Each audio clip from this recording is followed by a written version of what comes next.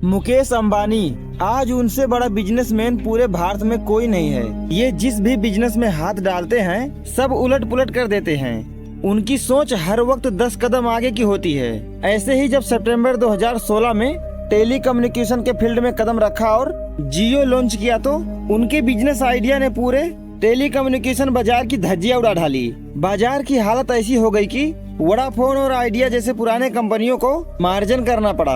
1 साल free internet दे के पूरे देश को अपने मुट्ठी में कर लिया। आज देश का बच्चा बच्चा जियो चलाता है और अब मुकेश अंबानी ने अपना कदम इंडियन सॉफ्ट ड्रिंक मार्केट में रखा है और ले आए हैं अपना प्रोडक्ट कैंपा कोला। 19 अगस्त 2022 को रिलायंस इंडस्ट्री की कंपनी रिलायंस कंज्यूमर प्रोडक्ट ने Delhi west pure drink group से कैंपा कोला को मात्र 22 करोड़ रुपए में खरीद लिया है। और मार्च 2023 में रिलायंस ने कैंपा कोला के 3 flavour Campa Cola, Campa lemon और कैंपा ऑरेंज को आंध्र प्रदेश और तेलंगाना में फिर से लॉन्च कर दिया है। यहाँ पर सबसे बड़ा सवाल ये उठता है कि देश के सबसे बड़े बड़े रिफाइनरी में मोटा रकम बनाने वाले मुकेश अंबानी आखिर 10 रुपए वाली कोल्ड ड्रिंक बेचने बाजार में क्यों उतर गए।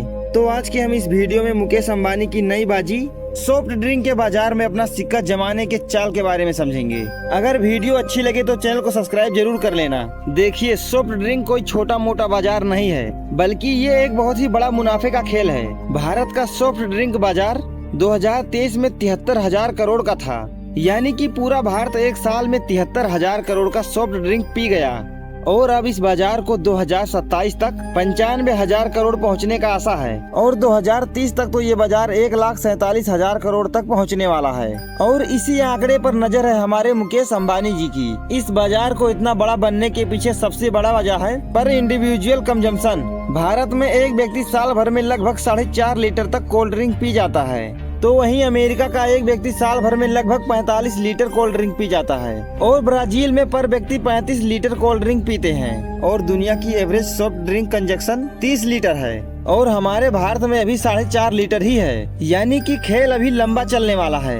और कभी अमेरिका और ब्राजील के तरह भारत का पर इंडिविजुअल कंजक्शन 40-45 लीटर तक पहुंच जाता है तो आप सोच भी नहीं सकते हैं कि भारत का सॉफ्ट ड्रिंक बाजार कहां पहुंच सकता है, क्योंकि भारत की आबादी अमेरिका से 4.5 गुना ज्यादा है। और यही है मुकेश अंबानी की असली बाजी, एक ऐसा बाजार जहां पैसों का कोई अंत ना हो। ऐसा भी नहीं है कि यहाँ कंपटीटर नहीं है, क्योंकि रिलायंस के पुराने रिकॉर्ड के अनुसार ये जहाँ भी कदम रखते हैं वो बाजार इनका हो जाता है। चाहे वो टेलीकॉम हो, 2016 में जियो ने वोडाफोन, आइडिया, आईटीएल सबकी हवा टाइट कर दिया था। किसी को भी फ्री इंटरनेट का दांव समझ में नहीं आया और फिर रिलायंस ने अपना कदम रिटेल सेक्टर में रखा तो जियो मार्ट ने दुकानदारों की दुनिया बदल दिया। और अब इन्होंने अपना कदम रखा है कोल्ड ड्रिंक बाजार में। पर इस बाजार में इनके सामने 2 बहुत बड़ी रुकावटें कंपनियां हैं, जिन्होंने पिछले 30 सालों से इंडियन सॉफ्ट ड्रिंक बाजार पर अपना दबदबा बना रखा है, कोका कोला और पेप्सी।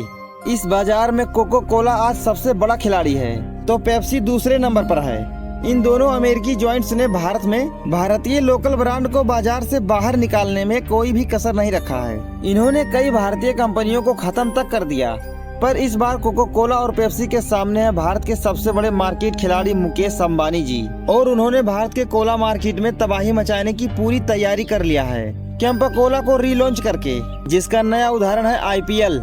वो सीधा पेप्सी और कोका कोला को टक्कर दे रहा है। रिलायंस के कैंपा कोला ने पूरे 200 करोड़ रुपए खर्च करके आईपीएल की को प्रेजेंटिंग स्पॉन्सरशिप ले लिया है, जो इससे पहले कोका कोला के थम्जा के पास था, जो कैंपा कोला की एक बहुत ही बड़ी उपलब्धि है। इससे देश के कोने कोने तक कैंपा कोला हर ओवर, हर ब्रेक, हर चौके छक्के के साथ आपको दिखाई देगा।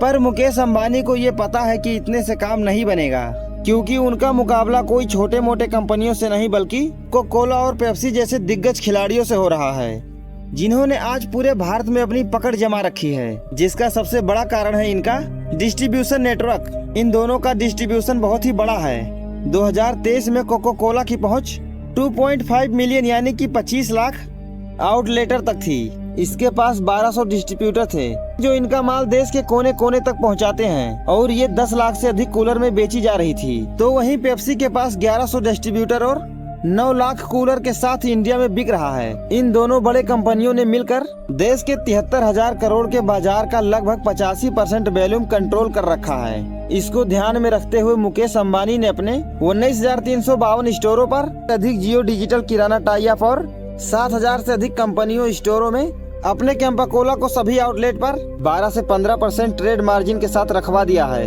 वहीं कोक और पेप्सी सिर्फ 10 से 11% मार्जिन देती हैं, जिससे किराना दुकानदारों को रिलायंस का कैंपा कोला बेचने में ज्यादा मुनाफा होता है कोक और पेप्सी के तुलना में। और वहीं मुकेश अंबानी जी ने सबसे बड़ा धमाका किया है दाम आधा करके। जो कोक 20 में है वो कैंपा कोला 10 का है, जो कोक 40 का है वो कैंपा कोला 20 का है, और जो कोक 60 का है वो कैंपा कोला 30 का है। मतलब कि 50% का छूट, जिससे पूरे भारतीय उनके ओर खींचा चलाएंगे, क्योंकि आज भारत का हर तीसरा आदमी अपने बजट को लेकर परेशान रहता है, तो कैंपा कोला उनके बजट में फिट आएगा।